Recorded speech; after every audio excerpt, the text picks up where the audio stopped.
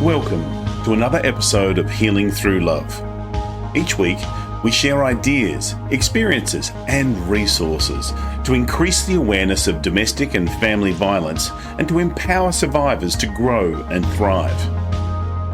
We talk with experts who share their advice, or with people who have experienced abuse, no matter where they are on their journey. This is all about healing through love. And now, here are your hosts, Sharlene Lynch and Rose Davidson.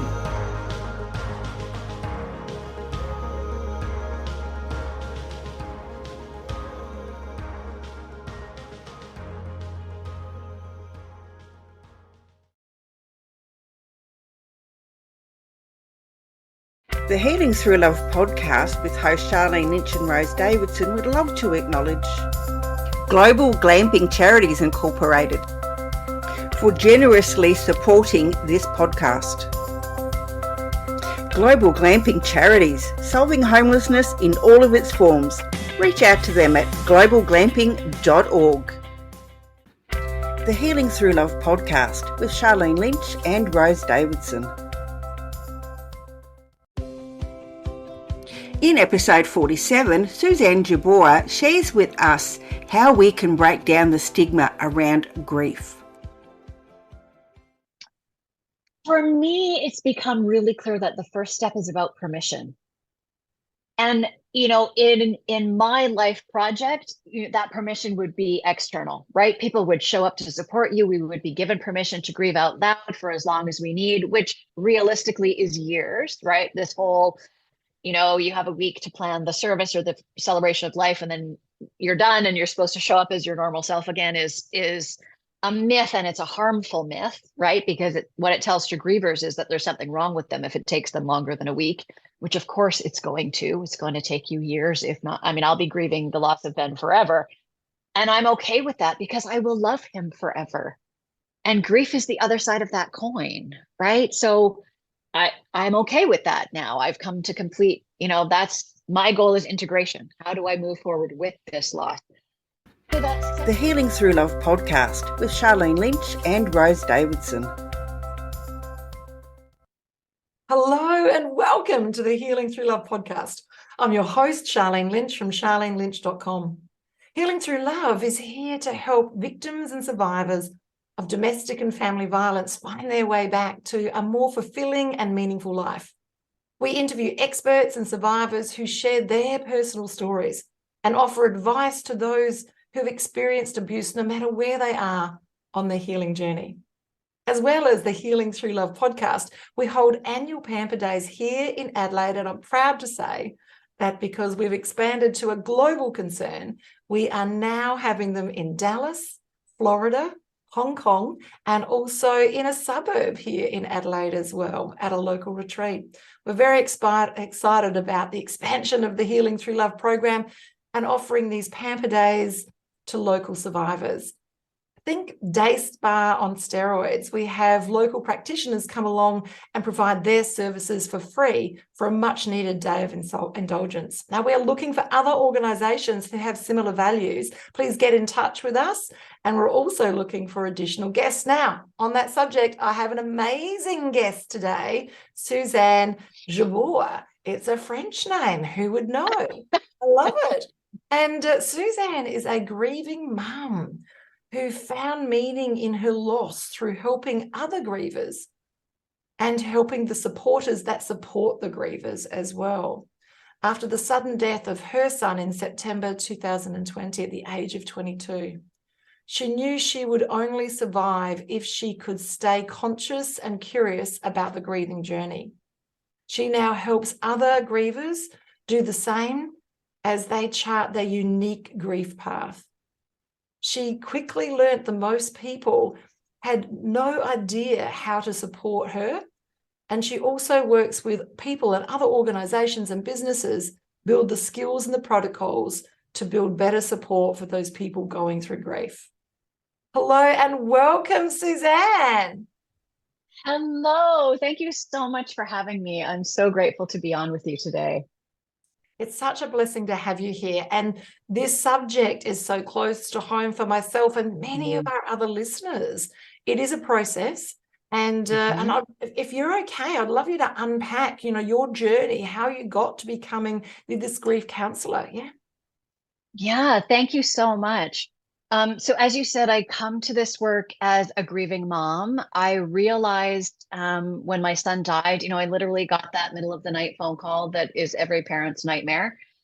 And realized that even though I had lost other people really close to me, there was something about the death of a child, that out of order death, that really meant I was going to have grief at a level I hadn't experienced before.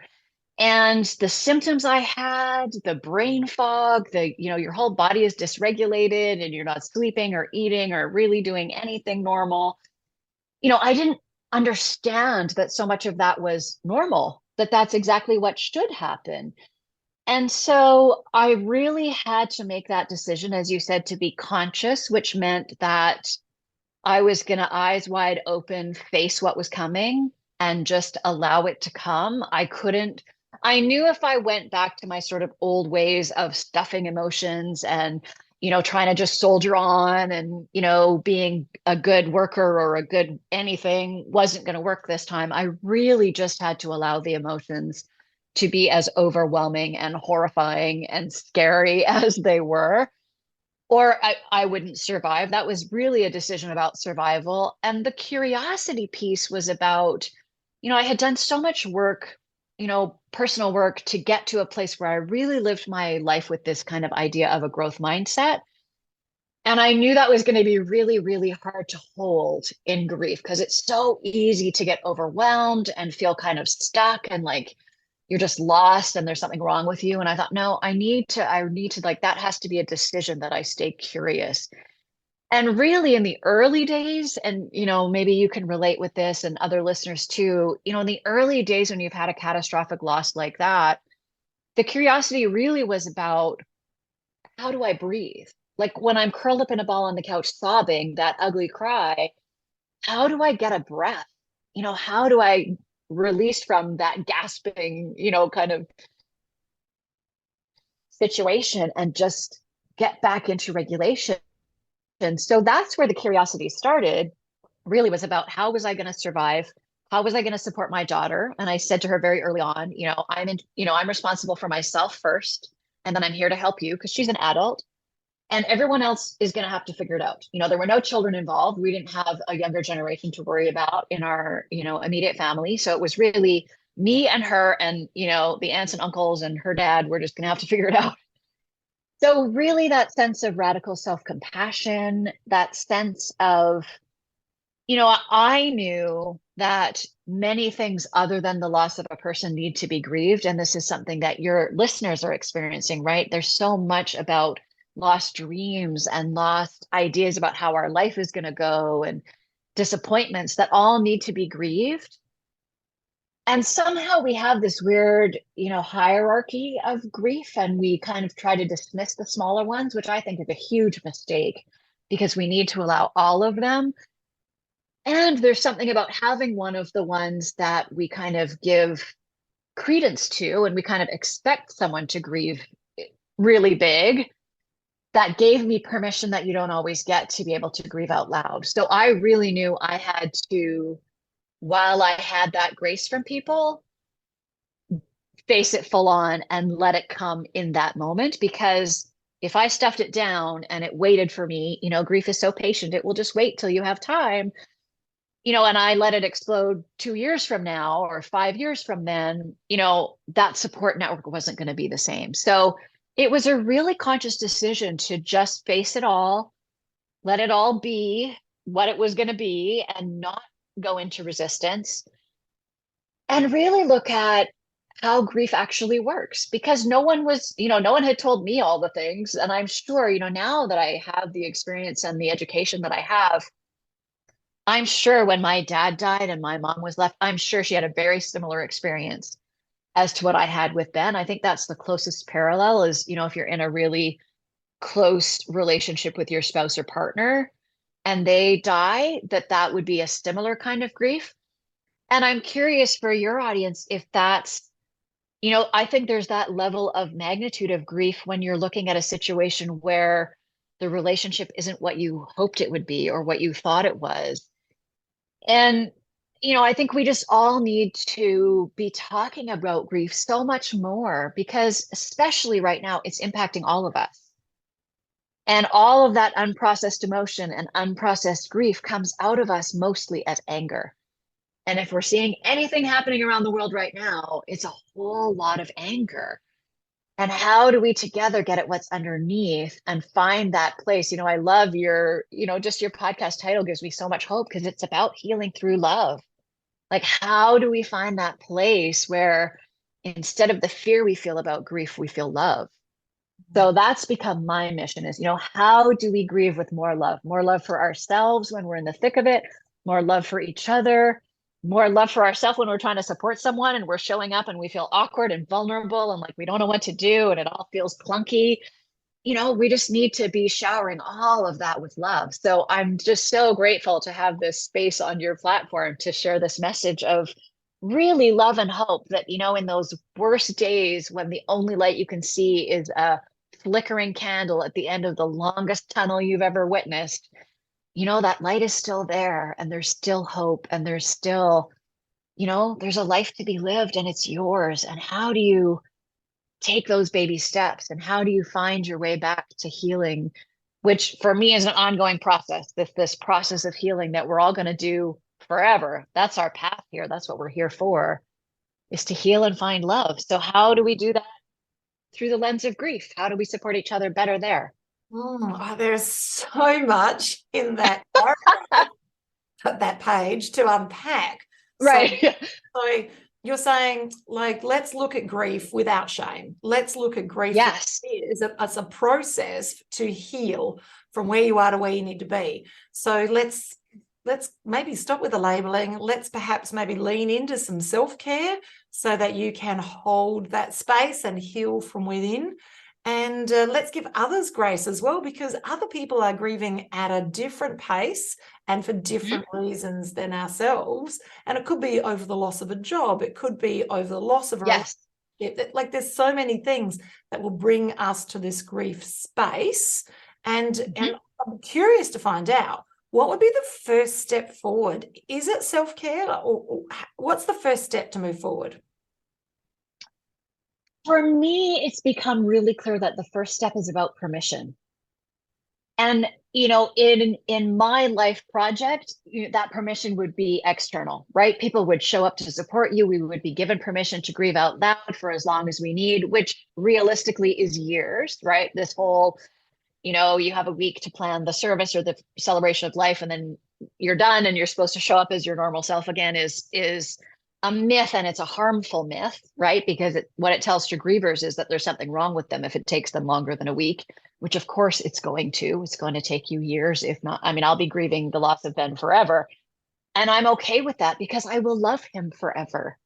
And grief is the other side of that coin, right? So I'm okay with that now. I've come to complete, that's my goal, is integration. How do I move forward with this loss? So that sense of giving ourselves permission to just own it and to stand up for what we need and to allow ourselves to slow down. There's so much pressure culturally to be fast about it because the people around us are so uncomfortable, right? And we let their discomfort impact how we behave. And I really had to get to a place of sort of radical permission to myself to grieve and to them to be uncomfortable. I'm sure I made people uncomfortable. There's no question, a grieving mom who's choosing to grieve out loud. Absolutely, I must have been terrifying to people there. And that's okay, because we live in a society that's grief illiterate and where we don't want to talk about it. So we're not learning. Because if we are illiterate, we need to learn, but we're not doing that together. So I think it's so brilliant for you to point to that shame piece, because we all end up feeling shame, right? I feel shame as a griever because no one's told me that everything I'm experiencing is perfectly normal and should be happening the way it is and should take as long as I want. So I feel shame about how I'm doing it. The people who are wanting to support me feel shame because they don't know how, and they feel uncomfortable, and they feel shame that they don't know how to do it, and they're going to say the wrong thing, or they try something and it doesn't work. And so then they feel shame about having tried. There's so much shame. And when we're in shame, if we're making shame-based meaning, we can't learn. And what we need to do in this area is learn together. We all need to learn together. I have a wealth of experience and training. You have experience and training. People have experience but no training. People have training but less experience. But we all have something. We have all grieved something. And if we talked openly about it with each other, then we wouldn't feel so isolated, because there's also a beautiful opportunity in grief for connection. And that's the other thing I think right now that we need more than in my lifetime anyway. I'm 55. I've never seen a time where we felt so isolated, so separated, so alone.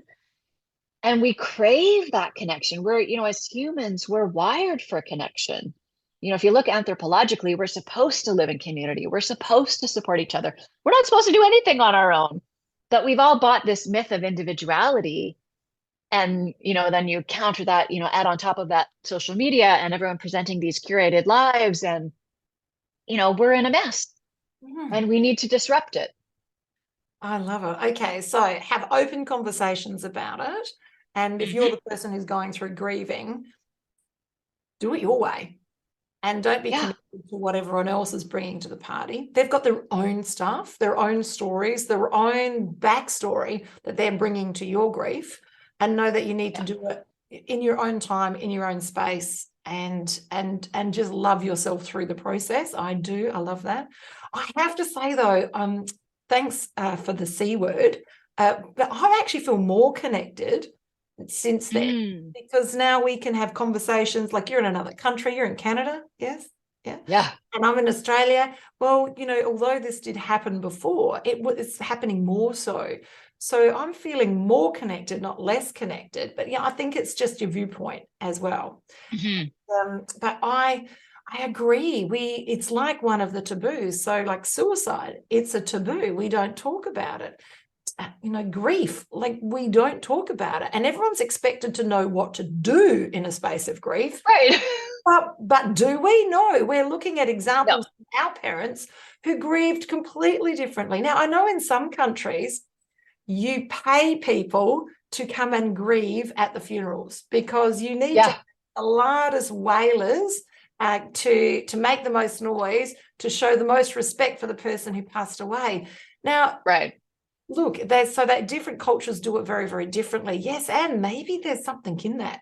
Maybe there's something in about making the noise, letting the energy out, letting everybody know and grieving out loud. I don't know. Maybe we could look at that.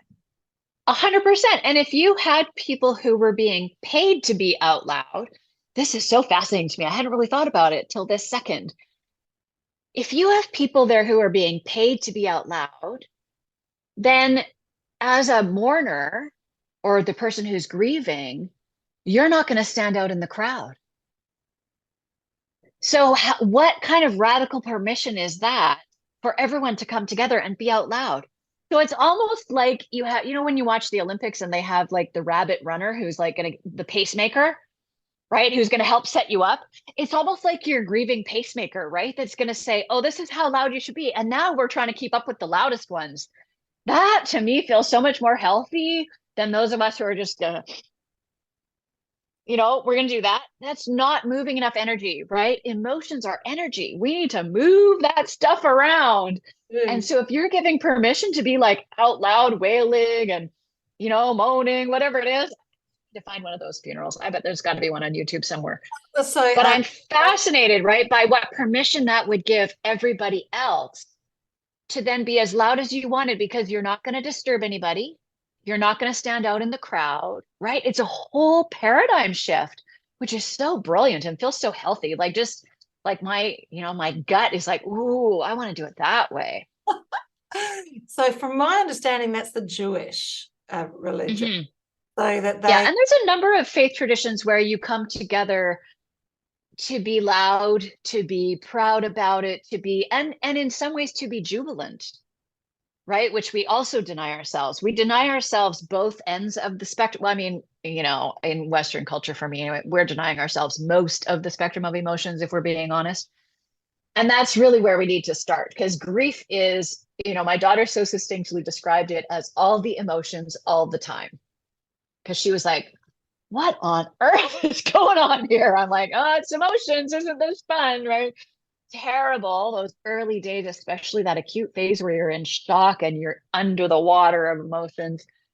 But it is that sense of, if we deny ourselves the despair, we're also denying ourselves the jubilance, right? And what if we got together and danced it out and made music and moved, right? Moved our bodies, our whole sense that we should be still and quiet and tamped down, right? Is so harmful, really. It's harmful. That's not the way people are supposed to live, right? We're supposed to be much more honest than that about what's really going on for us, I think. Very, Susan. I look at some cultures, they dance at funerals, and Yeah. and I'm Irish, so we funerals and tell jokes. So we have a wake, which is like we're trying to wake the dead, and it's all about skull and drinks and telling a joke, and it's turned into many an Irish funeral I've been to has turned into a party. So yeah. no, so I think every culture does it a little bit differently, and what could we learn from that? And we could learn a lot about the process. I love it. So you bring so much to the table in a space where we're all grieving about something. And, 100% we are. I love what it is that you bring in and around the subject of self-care and grieving and permission. So once we've got that permission, what is the next thing of the progression? I mean, I know there's no set time for how long everything should take, but after permission, so that you can let it all out, and what's the next thing that we need to be looking at? I think really it's about that emotional acceptance, our emotional intelligence, and, looking at, what is it, to me, emotions are messengers. They all have something to teach us.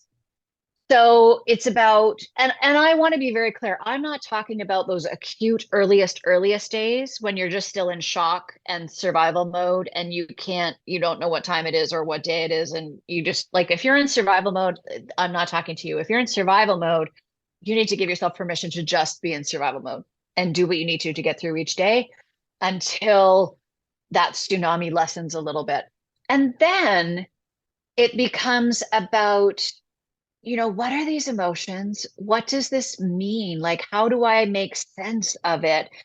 And really looking at, for me, a big difference this time around with this loss was that I lost myself too. Like, my identity fell apart.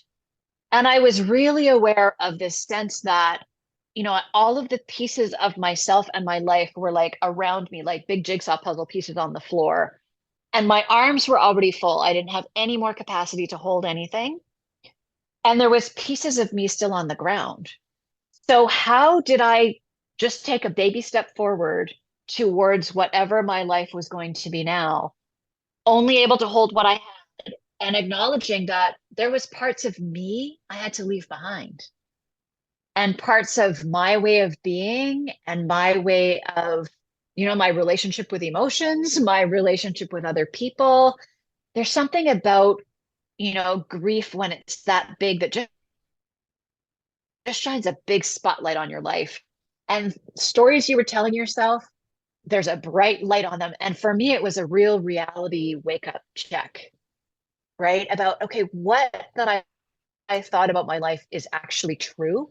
And what of it had I made up? And what of it was story?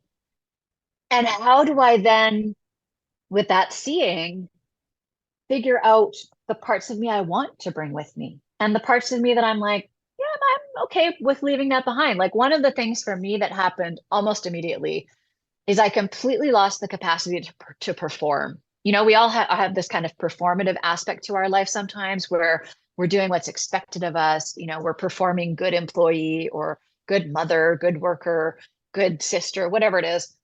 I had no capacity for that. I was like raw, honest. I literally couldn't. It wasn't even a conscious decision. And then I got to make a conscious decision about whether I wanted to put any of that back on. And I thought, I really don't. Like, my life is so much richer when I'm being honest with people and I'm being honest with myself. And is that a hard transition for people to make? And do you lose people that aren't ready for that? Absolutely. But you get to start making those choices. And then I think, it's the choices about, what do you want your life to be now? Because, our loved one is gone, or the dream we had is gone. And that can be devastating at the same time as we're looking at, what do we do now? How do I rebuild a life? What do I want that life to look like? So for me, that curiosity piece, that sense of, well, what next? And that changes over time. Each day, the what next question changes. The scope of it changes. The area I'm looking at changes. And I just really had to stick with, okay, like, what next? What baby step can I take today that will build a life? What baby step do I take? What baby step do I take? And it's baby steps to success. When you're in grief, there's no leaps and bounds. It's all baby steps. And I think we're so enculturated to think we should take these great, we all want to be Superman, right? Leap to the rescue. No, we're going to baby step our way to rescuing ourselves. And it's just little choices after little choices. For me, I knew I wanted my life to be as big and rich and abundant and beautiful as it would have been if Ben was still here. And I also was really clear that, this terrible thing happened in my life, happened to Ben, happened in my life, and I wasn't going to let it be for nothing. So those two ideas kind of became my drive and kind of became my North Star. Like, if it's not going to be for nothing, then what? Then what next? How do I share what I'm learning, what I know, what I've experienced to help other people, to open up this conversation, to shift the paradigm? Like, what little steps can I do every day to kind of, push this conversation, push people's comfort zone in a gentle way that is full of love and, eradicates shame and blame and judgment, because that's where we're all entangled in grief, right? We know nothing about it, but we want to judge how you're doing it. This is silly, right? So how do we disrupt all of that in a way that's only a little bit scary? Wow, there's so much in that as well to unpack. I love it.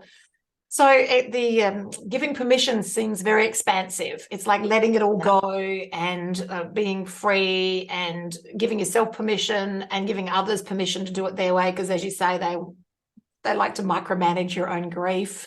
Mm-hmm. Still don't know what that's about. That's okay. But giving everybody permission to do it their way is very expansive. And now the acceptance feels like it's coming inside and doing the inside work to decide what life looks like now to move forward. So it's a beautiful process. And I know that there's so much more to the process. And I know that our listeners are wondering, how do they work with you to move forward? So can you tell us a little bit about your programs and what you do? Yes. So if I'm working with someone who's experiencing grief themselves, I do that one-on-one. For me, especially in the early days, a group didn't appeal to me at all. If a group appeals to you, there are brilliant groups out there, many amazing, wonderful groups online, in person. If a group appeals to you, find one, please. We need to be witnessed in our grief. It's really critical. It's a critical piece of that journey. So I do that work one-on-one just as a coach, and I do it all on Zoom. So, global access is great. As you say, we're so connected now globally. And sometimes I forget that, like, there's a whole city right around me because I'm on podcast with someone from Australia or India or the Philippines or, all over the place, the UK, all over, which is so beautiful because this really is a global conversation. So one-on-one, I work with grievers as a coach, one-on-one.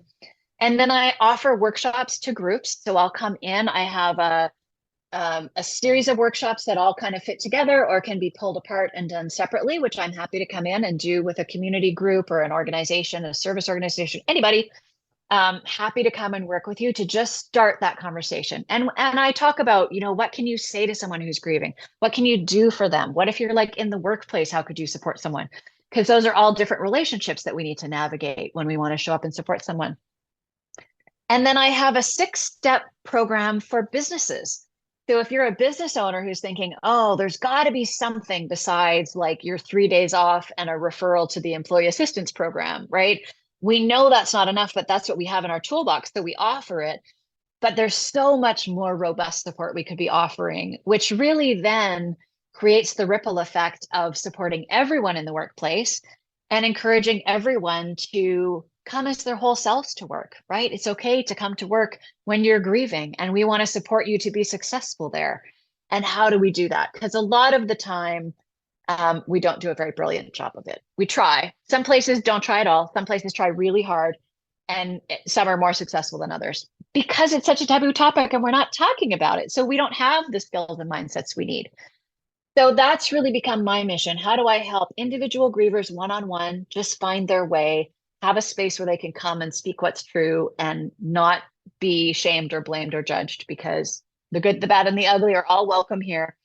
And then how do we help people who want to support someone, whether it's in an organization, in your own individual life, or in your business, really build those skills and mindsets that we need to be able to show up fully ourselves, fully to lean into love, right? To step aside from the fear and lean into love and build those deep connections that we all want. So that's what I do. I love it. Oh, my tea went down the wrong way. Oh no. You're doing great. I couldn't tell. Can you tell us a little bit about the resources? Because we'll put that link there as well. Yeah, so there's 2 pages of free resources on my website. I've given you the link for the ones that are sort of for everyday folks. One of the resources that's there talks about the symptoms of grief, because that's one of the things we don't talk about.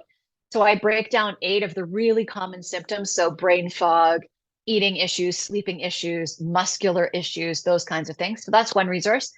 And the other is a resource that gives you sort of a snapshot of those workshops I was talking about. So they're in one resource together is what can I say, what can I do, and what about at work? And they're just really simple tips and, tips and tricks sounds kind of frivolous. So I've decided to call them ideas and suggestions because that sounds so much more lofty. But tips and tricks works fine to just get you started, to say, okay, like all of a sudden I have someone who's really grieving and shoot, I know I'm supposed to have like talked about it with a friend or done a workshop or something, but I'm in the thick of it. What do I do? So that's a place you can go to just really grab a quick resource that will at least give you a few tools to get started. I love it. This has been another amazing episode. Yeah, my voice has disappeared. And there's your tea right there. It was my green tea. It went down the wrong way. This is a subject very close to my heart, and love what you bring to the subject. And I'm looking forward to referring my clients that are in that space to come and have a conversation with you. All of the links are in the show notes and also the description. Thank you so much for listening to another podcast from Healing Through Love. That's a bye from me and a bye from Suzanne. Bye. Thank you for joining us for this episode of Healing Through Love. You can get further resources, see the show notes, or simply reach out to us via our website at htlaustralia.org. Thanks so much for joining us, and we look forward to your company next time on the Healing Through Love podcast.